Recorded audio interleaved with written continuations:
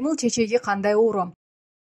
Май айынын башында маймыл чечеги деген термин дүйнө боюн каптады. Бул негизинен эпидемикалык өлкөлөрдүн чегинен чыкпай турган вирус. Ал эми бүткүл дүйнөлүк саламаттыкты сактоо уюму 21 майга карата маймыл чечеги катталган 92 учурду 12 эпидемикалык эмес өлкөдөн белгиледи.